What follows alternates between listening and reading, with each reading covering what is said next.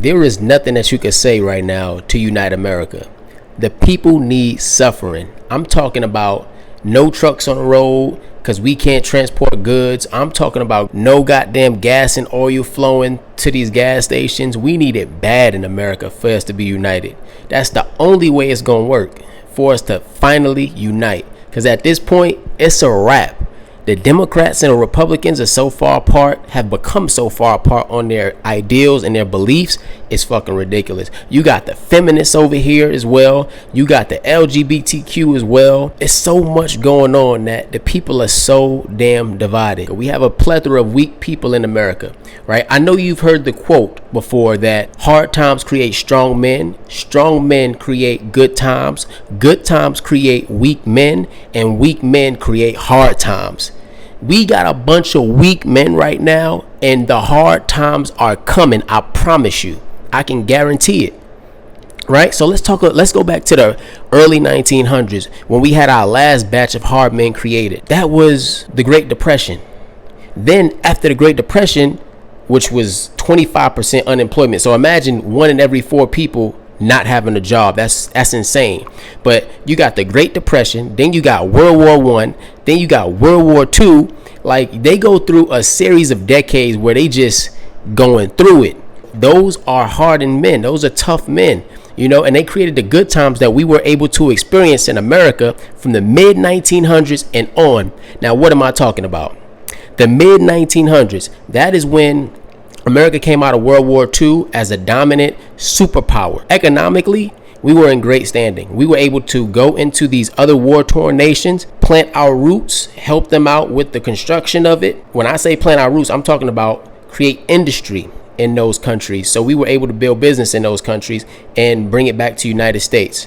Right? That helped us. Our influence expanded. So the United States was just on a rise in the mid 1900s. Then we go into the petrodollar being used. So now for you to buy oil, now you got to use the United States dollar. We talking about houses back then. You could buy a house and pay it up. I'm talking about in less than 5-10 years.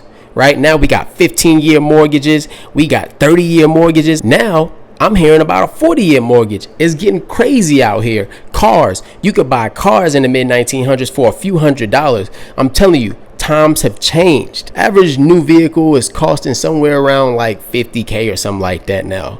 It's getting insane. The average house is about $430,000, and you need 30 years to pay that motherfucker off. Somewhere around the 80s, we had a lot of deregulation in the banking system, and so they were able to go ahead and create these bad types of products that they were able to resell. So for example, like they were able to bundle up a bunch of loans, bad loans, let's say mortgage loans, and resell them. When you have a bad loan, your interest rate is higher, so you would expect to earn typically a higher rate of return for bad mortgages. Once they stop paying, you're in trouble. The deregulation of the banking industry, which caused the 2008-2009 crisis.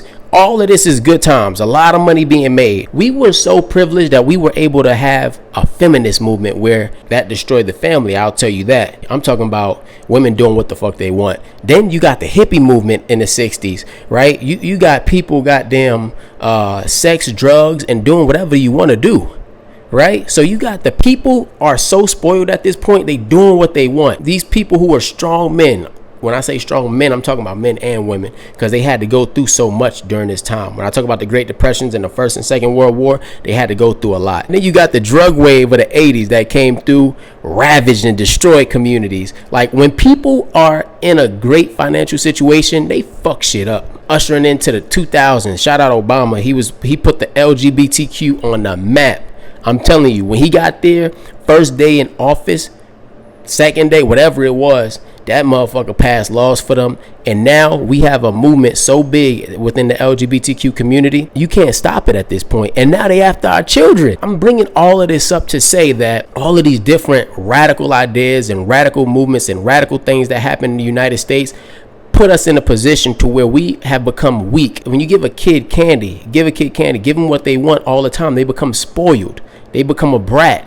That's why you got to have some discipline about yourself, right? And America lost discipline when they took God out of everything. We don't need God in this. No, separation, church and state, cool. We don't need God in this. We don't need God in that. And the more you take God and family out of everything, the more you draw yourself closer and closer to a demoralized nation. Right now, there's a guy by the name of Yuri Bezmenov, Russian guy, worked for the KGB. He explains clearly how you destroy a nation and usher in a new government. And I'm telling you right now, the new ideas that's being implanted in people's mind, it's destroying this country. Now we're about to get to the point where we're making pedophilia a normalized thing. I'm just saying all this to say, we need war in this nation, on American soil. We need war. We need it to be bad. We need to be really bad. We need people suffering. I'm talking about no food, no water, no goods coming in. Like, we need it bad because the people are so divided. Like I said, you got so many different sects in this country that it's just fucked up, right? It's just fucked up. Like, we need Jesus to come ASAP. But before that happens, we got some bad things that's coming. You know what I'm saying? But these are my reasons of why we need, war in America, because it's so bad that there's nothing that you can say to unite people. It's only going to be action that's going to happen, that's going to change people's minds. Let's think about 9/11. After 9/11, everybody was united. Nothing is going to change until we suffer. And we need that suffering, baby. We need it. The turning is coming. That's my thoughts on it. Let me know what you think in the comment section. And